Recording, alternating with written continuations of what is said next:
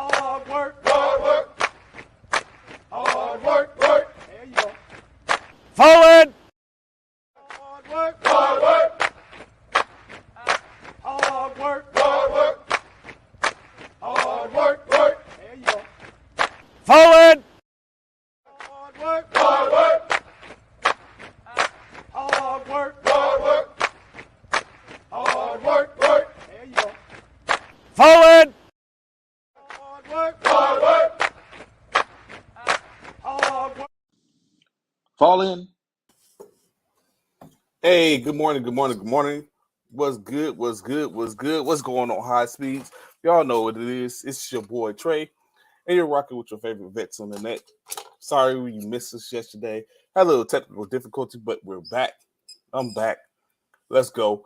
First formation, morning sports talk. Come on and fall in as we get to talk about the stuff and the things that went over the course of the last couple of days. Of course, is going down a couple of things. Yesterday, we had the start of the Major League Baseball season, so we know that Washington University. I'm sorry. 1 second. Hold on.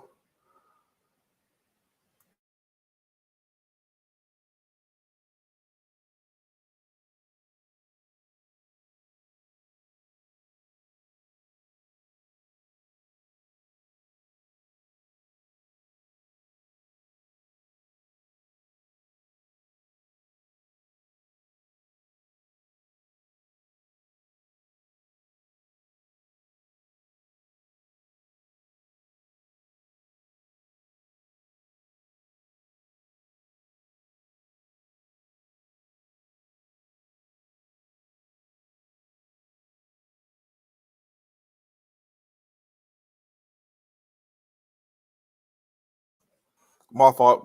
My apologies. But of course, like I said, I'm about to get into yesterday. The Major League Baseball kicked off with a bang, which is back. Houston Astros get an opportunity to defend their title. Last year's World Series champions, unfortunately. So they have an opportunity. Let me see so I can make sure I can pull that back up. So I know who everyone's favorite Major League Baseball teams. We already know how I get down. But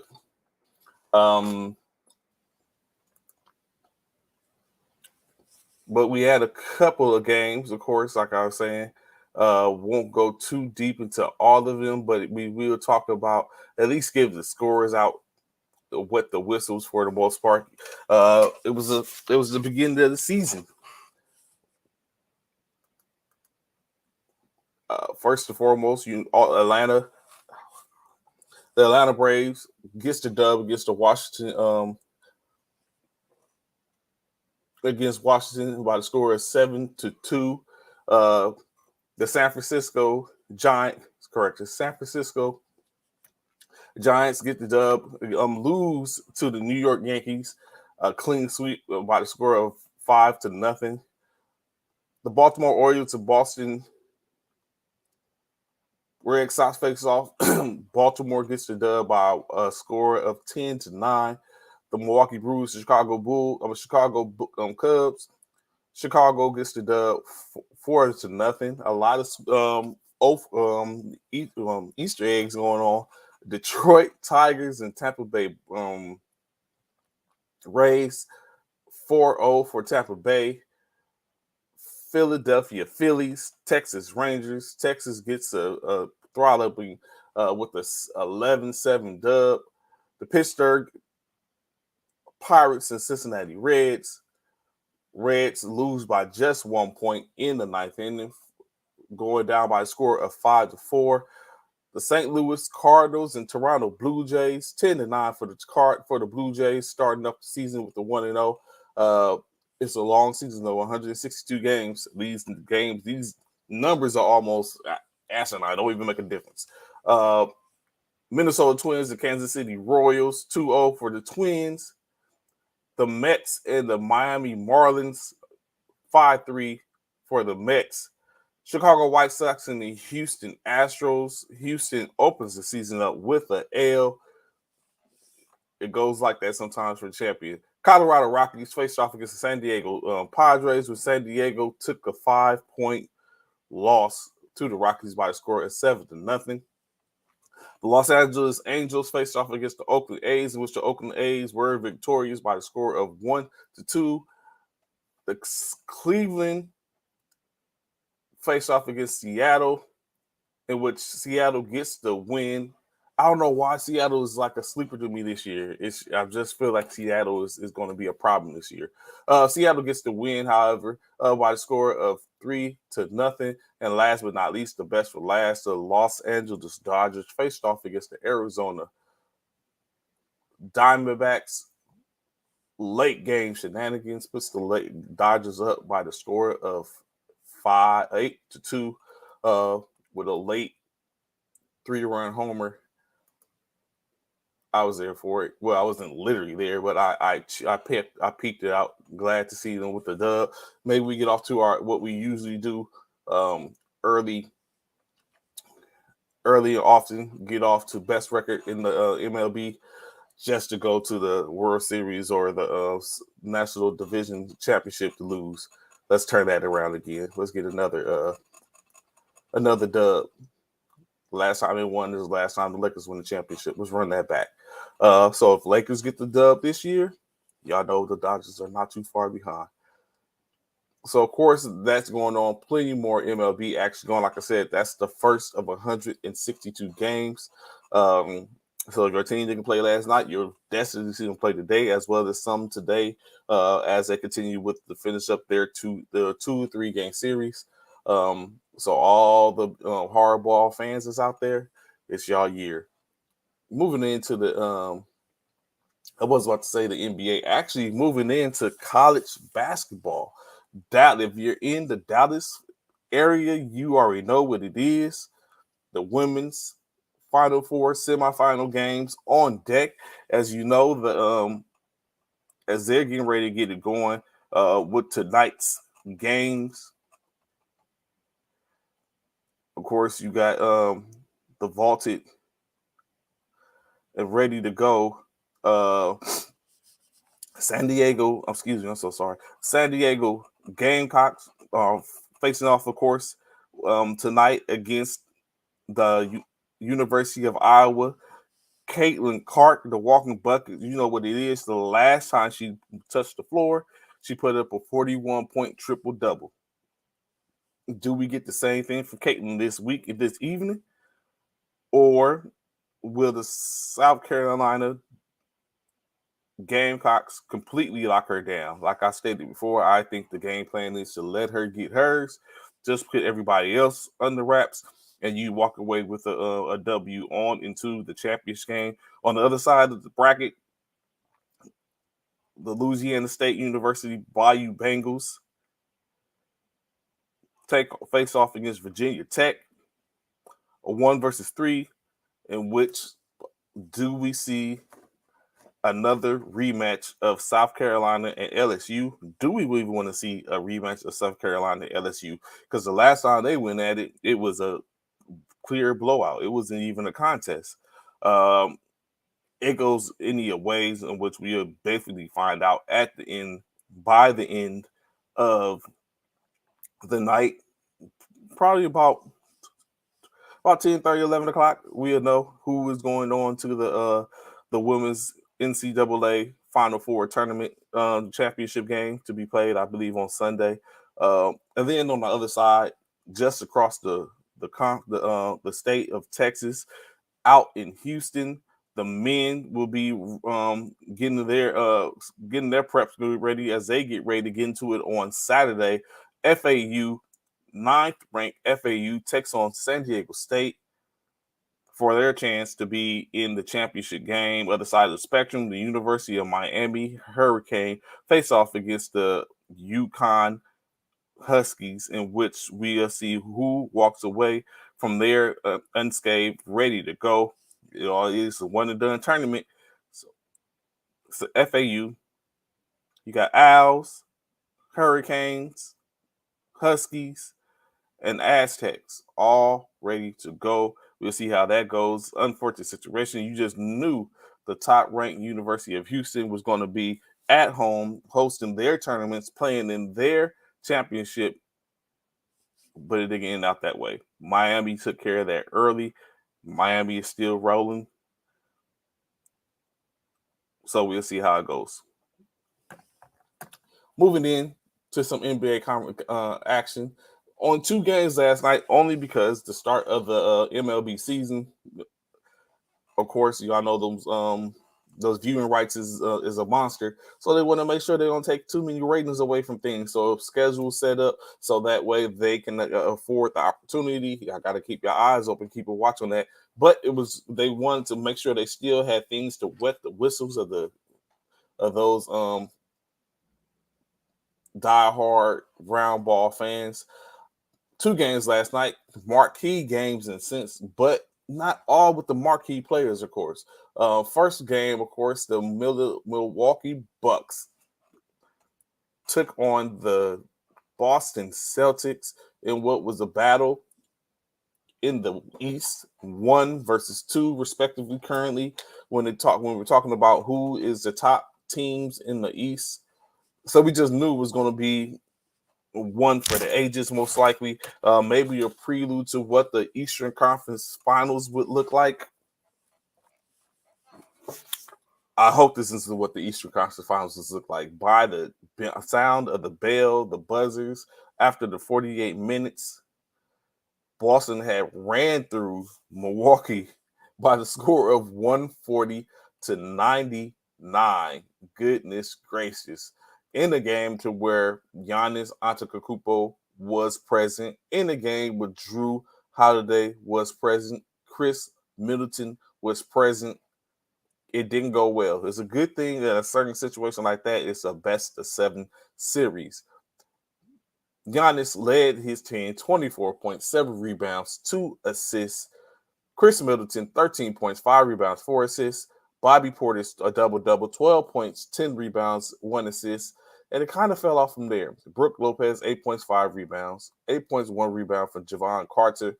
Jrue Holiday, 6 points, 6 rebounds, 4 assists. Grayson Allen, 3 points, 1 rebound. 3 points and from Marjon Beauchamp with 9 points, 2 rebounds, 1 assist for Goran Dragic. Jay Crowder, 1 rebound, 2 assists. Pat Connaughton, 8 rebounds, 2 assists, 3 assists. And Joe Ingles, 2 assists. Wesley Matthews, 4 rebounds, 4 points, 2 rebounds, 3 assists. Giannis Antetokounmpo, 1 point, 1 assist, and an ejection as he and Blake Griffin got into a little tiff in which he had but a break different, which got him the ejection, the exit stage right. And it just isn't enough. That's it. A bunch of low single digits at that. The Bucks seemingly wasn't ready for what Boston was putting in. A game in which the duo of Jaylen Brown and Jason Tatum put up 70 points alone. 50% of 140 points scored by 2 men, led by Jason Tatum's 40 points, 8 rebounds, 1 assist. Jaylen Brown, 30 points, 5 rebounds, 5 assists. 14 points, 3 rebounds, 3 assists, 4 rebounds for Al Horford. 14 points, 3 rebounds, 5 assists from Malcolm Brogdon. Marcus Smart, 10 points, 4 rebounds, 8 assists. And that's more so just what they needed. In my opinion, that's all they needed was the 7.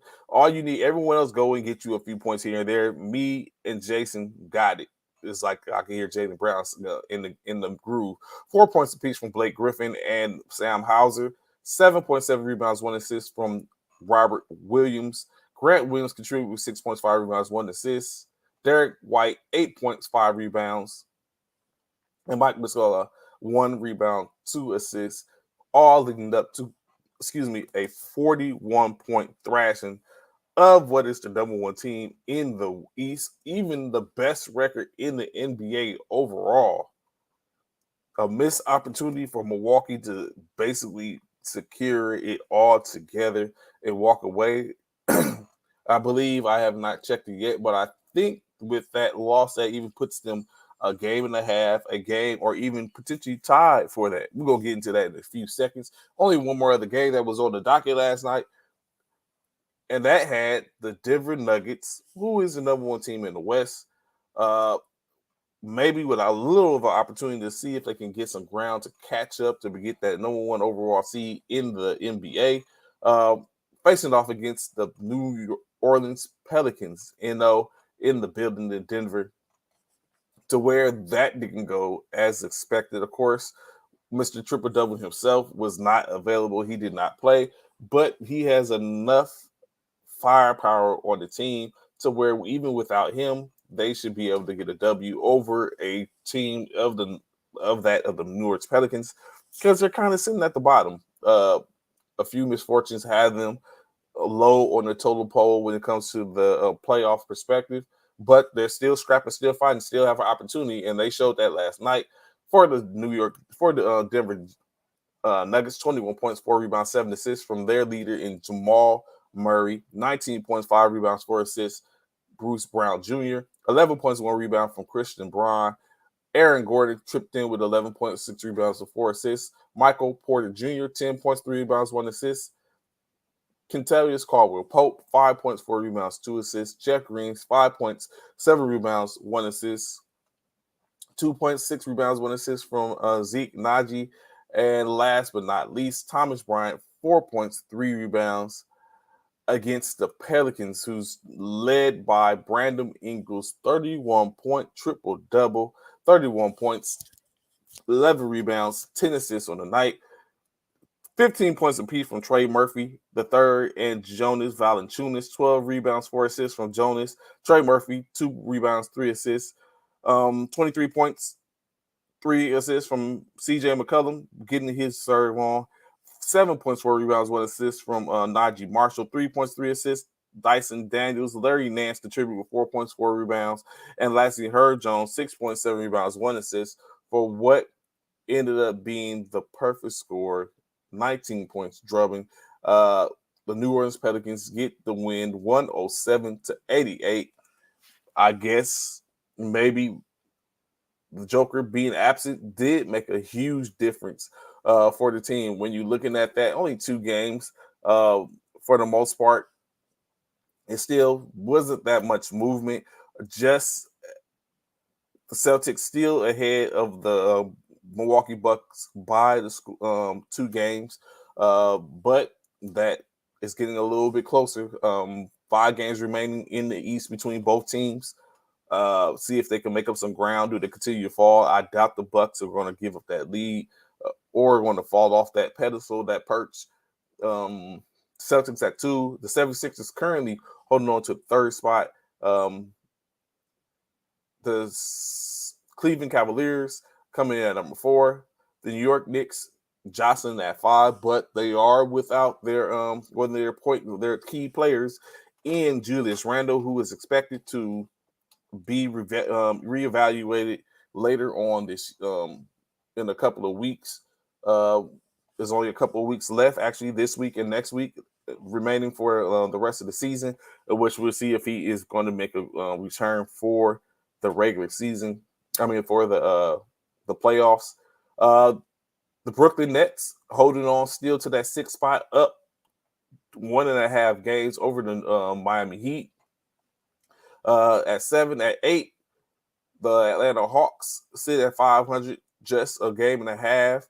Actually, this point is the 6th seed. They're 3 games back of that guaranteed playoff spot with the Nets, the Raptors, 3 games back from the Nets as well. And last but not least, the Chicago Bulls, 5 games remaining, sit at the 10th spot in the play-in, to where they would play, if it started today, they would play the Toronto Raptors for an opportunity to play the losers of the Hawks and Heat series for an opportunity to potentially get into the playoffs. And yet the Raptors just sit 3 games back from that 6th seed. The Bulls, 5 games back from that seed, and technically the Wizards sit 2 games back from the Chicago Bulls. So it looks like 3 games. Bulls' magic number is 3 to secure that position that they're currently in. And the Wizards will be eliminated. It's getting pretty tight. On the Western Coast Conference, the Kings. Well, you know what? I'm jumping the gun a little early. The Nuggets, with the loss last night, give up a 3 succeed to just a 3-game lead over the Memphis Grizzlies, who are currently sitting at that 2 spot, just 3 games back, chasing them. But they only have 4 games remaining. That's a pretty tight window. The Nuggets would have to have a complete debacle in order to give up that lead at this point. The Grizzlies, but it's possible the Grizzlies were knocked off their perch as they were on a 7-game winning streak. But now they're back to when they lost yesterday, I believe. Not yesterday, day before yesterday. Taking their L, so they're back off into where they would have to put together a 4-game winning streak, but it's very possible getting ready going to this playoff season. The Kings, 5 games out, but you might as well say they're easier to catch the 2 seeded Grizzlies, just 3 games behind them. Correction, I'm sorry, 2 games behind them. But the Kings did something which they haven't done in a long time, winning the Pacific Division in the NBA, the Western Conference. They get their bid already secured, wrapping up their division clearly and concisely, not a problem. 5 games ahead of the Phoenix Suns with 4 games remaining. It wasn't going to happen. Suns at number 4, as before stated, but this is where it starts to get tight in the West. The Suns, like I said, at the 4 seed. The Los Angeles Clippers sit at the 5th seed, being just a half game behind the Suns. The Warriors at the 6th seed sit just a game and a half behind the Suns in that 4th seed, a game behind the Clippers. And this is where it gets really, really, really, really, really choppy for the teams. So now it's definitely down to every game is a game in which a win is needed. The 7th-seeded Pelicans sit just a game behind the Warriors for that 6th spot. The 8th-seeded Timberwolves sit just a game behind the Warriors for that 6th spot. The Los Angeles Lakers at the 9th seed sits a game and a half behind the Warriors for that 6th spot. And then the Oklahoma City Thunder sit just 2 games behind the Warriors for that 6th spot. But all of them are within a game of moving up and down the standings in that play-in or even being knocked out of the play-in. Additionally, the Dallas Mavericks at the 11th seed are just a game out behind the Thunder to get their way back in, to push them out. And last but not least, the Utah Jazz are 1.5 games from the Thunder, putting themselves in position. 4 games behind, or 3.5 games behind the Warriors in that 6th spot, with just 4 games remaining.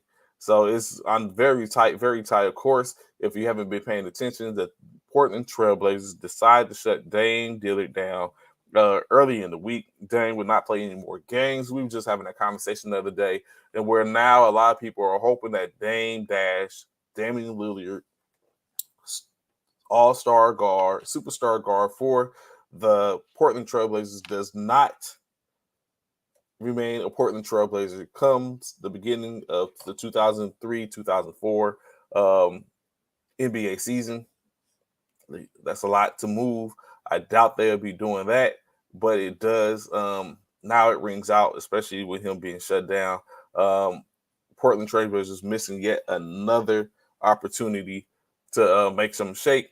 But I mean, it happens to the best of them. Everyone can't win, obviously.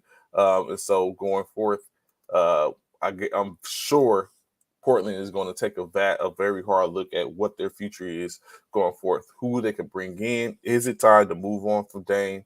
to bring in some new talent, the life of the GM, but that's why they get paid them big bucks.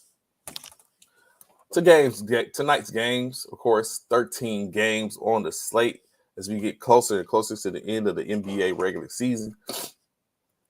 The Toronto Raptors will be hosted by the Philadelphia 76ers as they look to take care of business. The Charlotte Hornets host the Chicago Bulls tonight. The Bulls, definitely a must-win game. The Hornets have nothing to lose at this point but to play spoiler.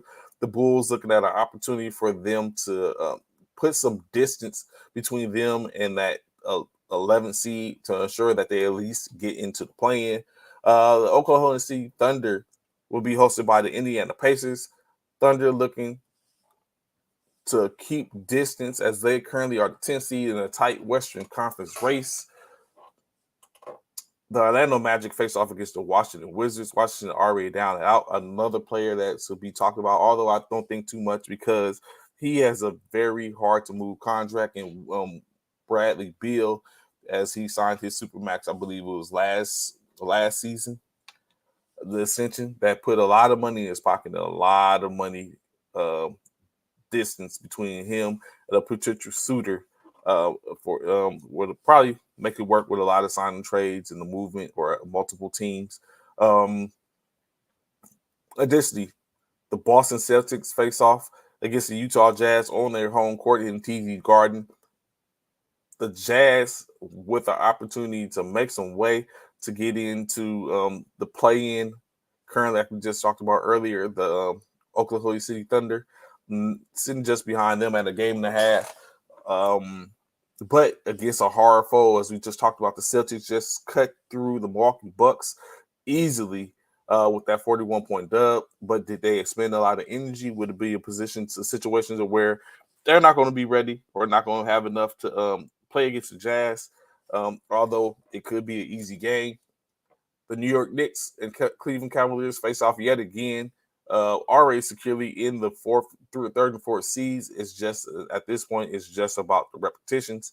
But we'll see. Do we see a game where the players are rested, or is it be a full out battle? Appreciate it, gentlemen. Thank you. What's going on, Anthony? Glad to have information with us this morning. You said I have I can trust the Bucks team show up every game. I think that's the same thing you say for Boston for the most part, Anthony. Any case, Mr. Richardson, what's going on, sir? Good morning to you. Happy Friday as well. It's getting closer to that day.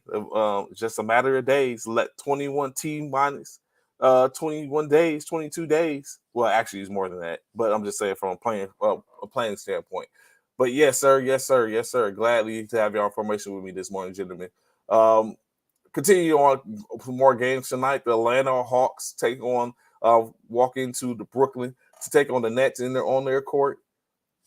Almost like everything in the West East is almost solidified. Basically, the only thing that at this point it would take the Nets to just have a complete downtrodden rest of their schedule to even fall out. Currently, they sit steadfast, clearly in position of that with that 6th seed, definitely to get in. But a couple of losses will put them on the other side of that standing, and they'll be in the playing for their playoff life. Additionally, the Houston Rockets and the Detroit Pistons played. There's no skin in that point. Only thing maybe is the number of ping pong balls that go into the system, but we don't see too much going on there. The Los Angeles Clippers and the Memphis Grizzlies. This is a game where Memphis, I'm pulling for Memphis, as the Clippers are in striking distance. Memphis got to take care of business. I don't know if Ja's going to be playing. We just seen they just lost. They were on 8-game win streak, lost to an unlikely source. I think if it was the Hornets was making problems, buzzing around, stinging top tier teams. The Sacramento Kings throw ping pong balls to San Antonio. You know what, Mike? Not yet. They need to get this dub tonight. The Spurs taking on the Golden State Warriors. We need that win tonight. Let's go, San Antonio. I'm with it. Channel all the players, channel the energy of all the players in your the Raptors that's hanging up to get to will yourselves to get the W tonight over the Golden State Warriors, just to make it a little more interesting for the sake of NBA basketball. That's what it's all about.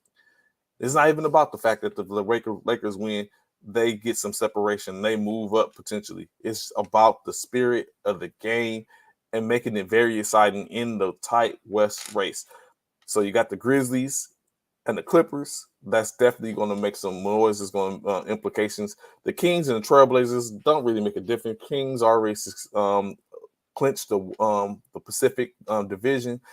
They're locked in currently at the 3rd seed. Trailblazers out the door. The Denver Nuggets and the Phoenix Suns. KD's second game back gives them another game, tune up to kind of get loose and get ready. They're currently sitting at the 4th seed, but an opportunity to for some things to happen. Of course, if the Clippers lose and the Celtics and the Suns win, that keeps it a buck. Keeps it very interesting. Keeps them in the 4th seed. But I'm looking for, like I said, NBA action in which we don't see that happen. The Nuggets lose. The Suns lose tonight. The Clippers lose tonight. The Timberwolves lose tonight against the Los Angeles Lakers. And the Golden State Warriors lose tonight against the Spurs. So much of a better outcome coming down the stretch for these teams in the bottom half, in the later part of the playoff picture, to make it interesting, to where we see a Golden State Warrior team. I like to see that, a Golden State Warrior team fighting for the opportunity to get into the playoffs, and even maybe to run the table if they do. I'll be for that. I'm here for it. What I don't want to see is another season in which I watch my Lakers go down in the blaze of glory just to be knocked off late in the season.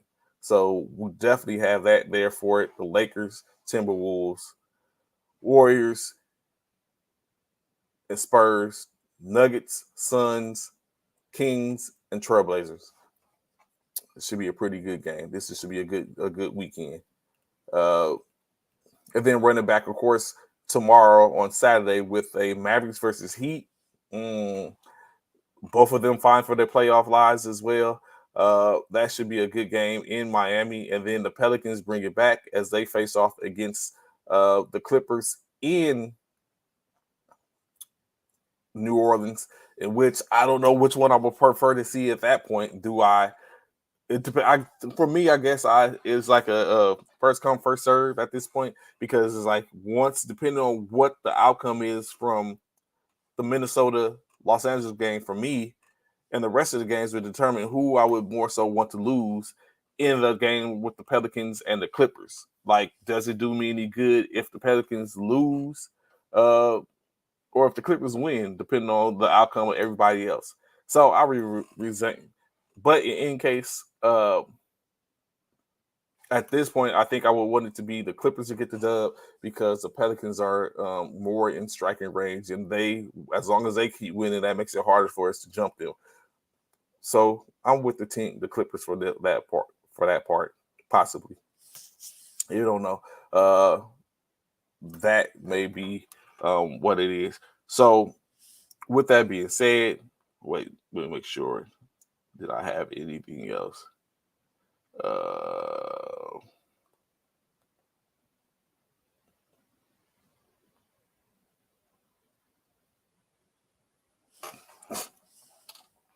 Let me see. Make sure. Mm-hmm.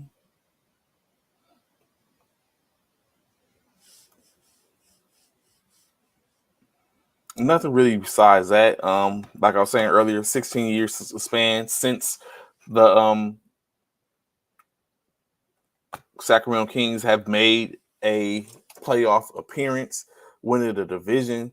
So that is over. Wow, 16 years. That's a long time. Alabama star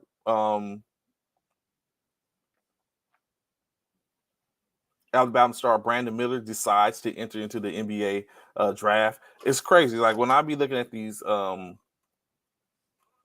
people or the prospects going into the draft and stuff like that, everyone, I mean, it's expected that everyone be young. But I was looking the other day at a top 50. And out of the 50 players that was in the pool, about 26 of the 50 were freshmen. 20, a lot of them, the vast majority of them were freshmen. You had about seven, I think about 15 or 16 players that were even seniors or juniors. I think maybe a sophomore, one or two sophomores. And then, of course, you had a handful of overseas players, but the vast majority of the players were freshmen. So that brings up the sense of ideal in my opinion. That brings up, what are we really doing with the one and done culture? Does it even need to be relevant, the one and done? Because yes, I'm very sure if we used to break it down to look at it, it's like, okay, these players that are having the ability to potentially be one and done, they're bringing some notoriety maybe to the institution just for that year, opportunity, maybe a little buzz to the institution for that year, but then they're off and gone the very next year. What does that do? What difference does that make?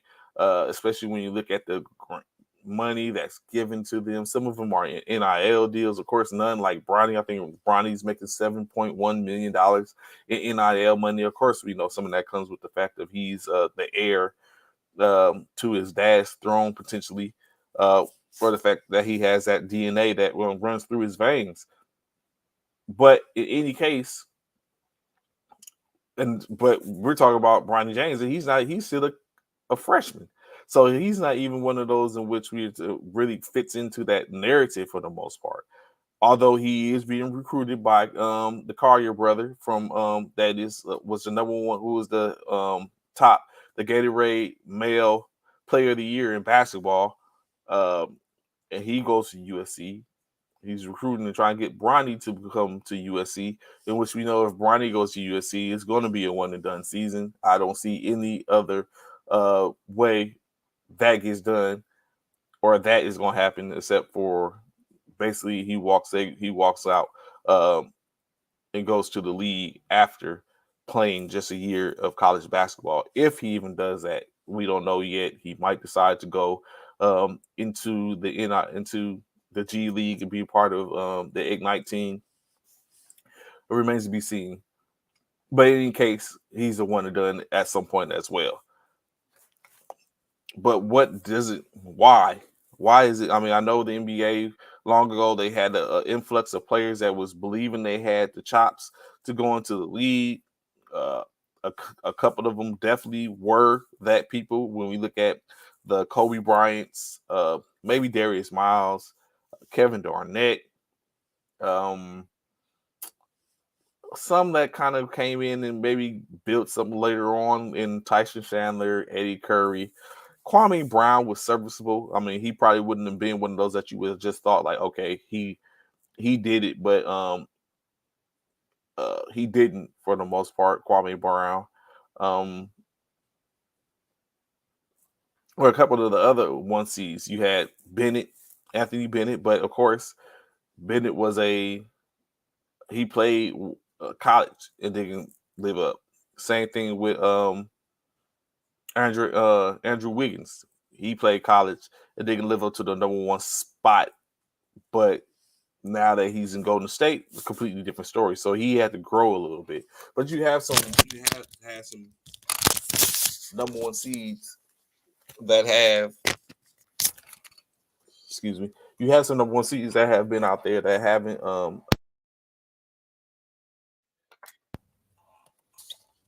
so I don't know. I think you need to change the one and done, and maybe go back, which I believe that's in the conversation, to go back to where just go back to a different type of drawing board. to where there's some different stuff that is that's coming with, because I don't know if that's a great motto or what that says for players at the end of the day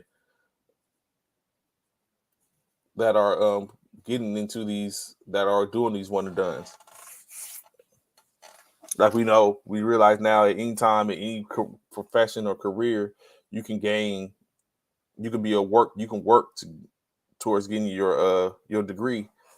But of course, if money's there, the ideal is that, like we talked about the other day, you want to make money, especially as a professional player.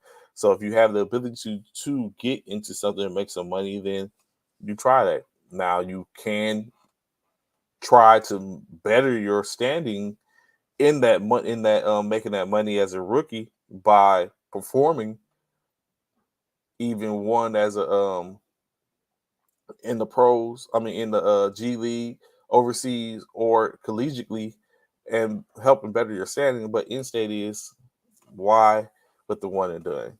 It's just in my opinion, it resets the wheel all over again. If I had the ability to pull in and recruit the top players out of high school, then the expectation is that I'm looking for them to be there for 3 to 4 years minimum to make my program, to help the program. At this point, I wouldn't even be looking for top tier names. I would go with the second tier, third tier players and hoping to build them so they can build and become better and then help the program. Because if I go after top tier players, then what ends up happening is I lose top tier players because they never had anything other than, this is just a springboard for me to get to the next level. So as a coach, do I want that just for a quick year, or do I want to sit up and build something where I can have it that gives me longevity and rebuild my program? I guess it depends on who you are and what you're doing and how the cards fly. Because, like we was just saying, FAU, San Diego State, Miami, and UConn. Who would have thought it? Who would have thought that they would be the teams playing for the national, or for opportunity for the national championship with everyone else in the field, the Purdue's? Like, not a single number one seed is around now. We didn't believe or know that Alabama was going to be a number one seeded team at the beginning of the season. Brandon Miller came in, did his thing. Houston, they've been knocking on the door for years, and yet it still couldn't get it open. No one opened for it for this year. Miami's decided to shut it. And then, of course, Gonzaga, 2 years, the number 2 seed, top. Who would have thunk it? These 4 teams that we have, as opposed to what we thought we'd have got. So, obviously, I just think they need to rethink the whole one and done thing, for the sake of the game, for the most part. Let's see. Moving on, continuing. Let's talk a little NFL. Still some teams out there making moves, still putting together their squads as we get closer and closer. Just like we talked about earlier, we're getting closer and closer to the National Military Basketball Tournament going down at the end of the month. At the same time in which the National Basketball Tournament is going on, we got the draft going on. Your favorite pigskin players with the hopefuls looking to get in. Yesterday, we seen Anthony Richardson at his pro day, to where he was showing his chops as a quarterback. I don't know. I mean, everyone was enthralled by some of the stuff he did. I looked at the fact of some of those balls looked a little duckish, and I don't know if you want that. They was we're in a dome, and it was still looking like that. So what about when you get in some of these places that are open, and you get the wind that's whipping through there, and some of those ducks start to look a little different? But in any case, he's still a high ceiling type of guy. That may be asinine. That might not even matter. But it is something to take a look at. I'm very sure some of the coaches did. I know supposedly he met with the Los Angeles Raiders, Las Vegas Raiders, as well as the Indianapolis Colts and the North Carolina Panthers before his pro day. So just have a word with them. But of course, we don't know how it is. We heard that in the last couple of days last year or a year before last, where the San Francisco Brass went and met with Justin Fields right before his pro day, and yet they end up drafting Trey Lance. So we don't know. We'll see how it goes. But yes, he had his pro day went down. For all those New York fans out there, the MetLife Stadium will get an upgrade, as it's talked about. Is one of the worst stadiums when it comes down to the playing field. They are expected to get some new turf at MetLife, making it upgrading the organization greatly. Of course, that is ideal for, it's the home of the New York Jets and the New York Giants. They both play there, so it gets a lot of traffic there for the most part. With two teams that rotate through there throughout the course of the season. Maybe that would be a draw. Facility upgrade. Maybe that's a draw for Aaron Rodgers. We really don't know. But it's going down. It's happening. Speaking of the Giants, John Mara, the owner of the New York Giants, had a little of a chuckle or a warning to Brian Daboll, the coach for the New York Giants. His message basically is, don't go from Bono to Bozo this coming year. Of course, we know the New York Giants did a little bit turnaround getting into the playoffs this season, to where the owner, John Mara, would like to keep that same energy and continue to push that narrative, even if they got into the 7th seed, to continue to push the narrative of we're there. Of course, I'm very sure one season of a fallback isn't going to affect Mr. Coach Daboll, but who knows? Who knows? It's not like a coach in the first year after 1 year hasn't been fired before, especially when you start to look and see that there's other coaches that are out there available. So, what's good, Kenneth? What's going on, TT? Glad to have information this morning, man. Hope you have a great weekday. Hope you have had a great weekday, week, and your weekend is going to be just as special or engaging or whatever you got going on. So yes, so the New York Giants owner putting it out there. Let's keep that same energy. But they're in a tough division.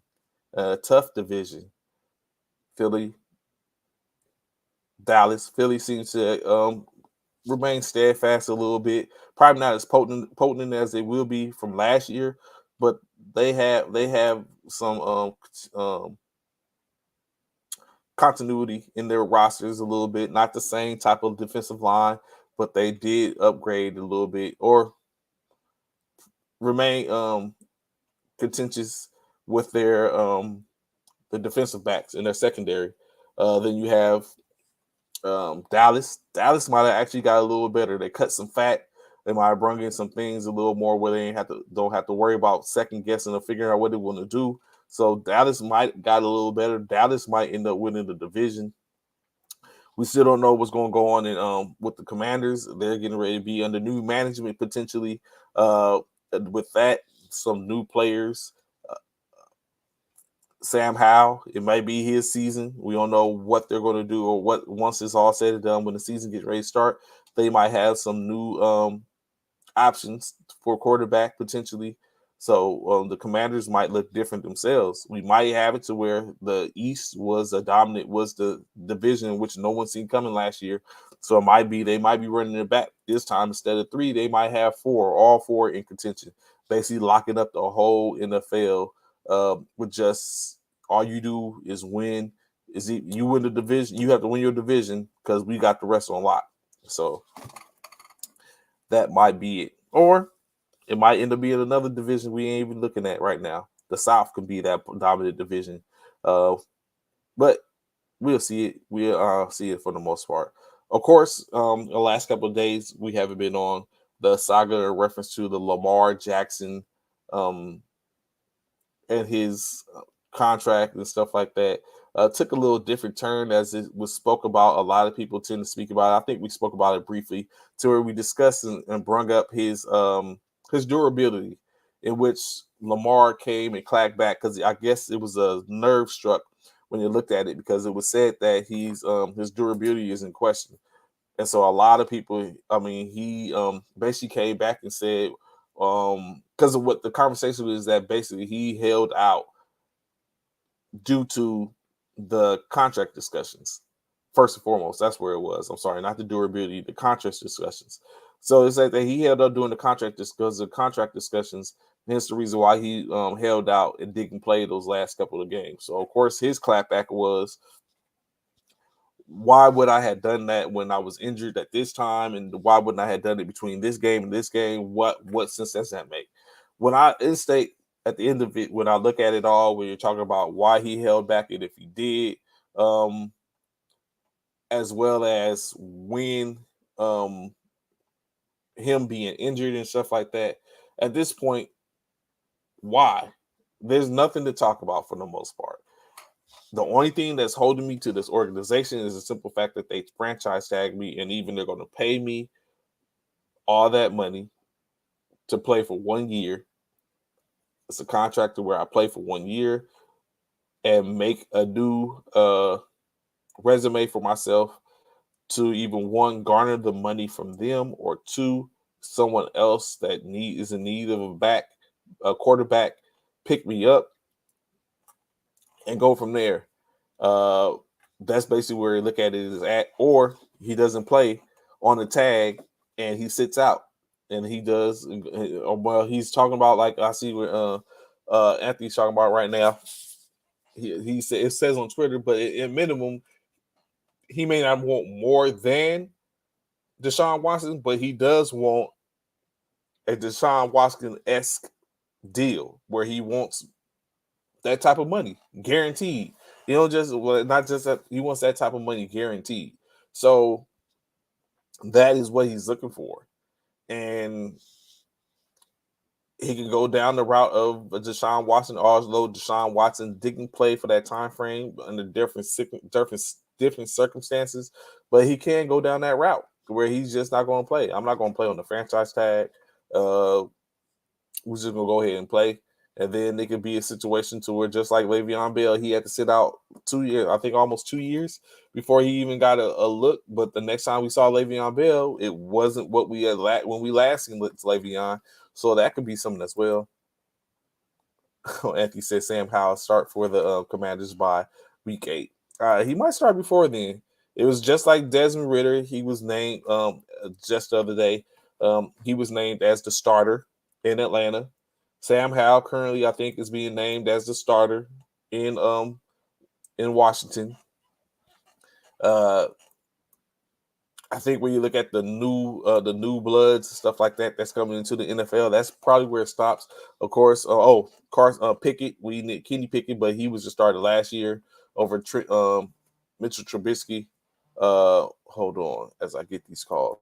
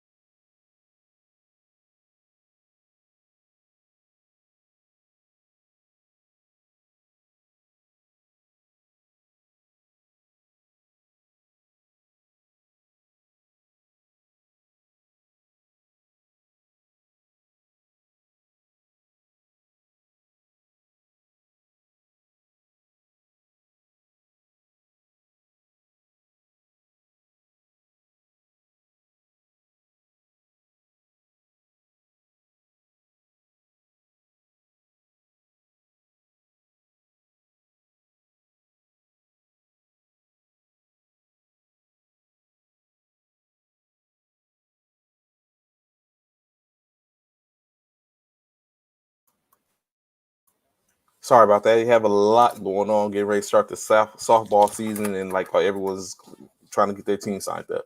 But yeah, so in state, that's what you're looking at. So there's a bunch of teams that's out there that's saying they have already named their quarterback, starting quarterback, or having a look. I don't know if that's just precautionary to have to start for it, or if these teams are actually saying that, yeah, this is going to be our starter going forth. And then I wouldn't want that, if in my opinion. If I was a quarterback competing potentially, I'm not trying to hear that because I don't want to know who the starting quarterback is until we done went through spring training and we about to start the season, and it's clear and concise that I was better than my counterparts. Because you say I'm the starter, you're saying that he's the starter, Sam Howell or Ritter or anything like that, and then you get into training camp and you're clearly being outplayed by someone else who's was supposed to be your backup, i.e., Russell Wilson when he came into the league. So I'm not trying to hear none of that. I'm cool. It brings back and makes me think about the situation in San Francisco. Like, was Trey Lance clearly supposed to be the starter, or did Brock Purdy perform the same way in which he performed the majority of the season? And then you just went with Trey Lance because of the situation like we talked about. Like, ideally, like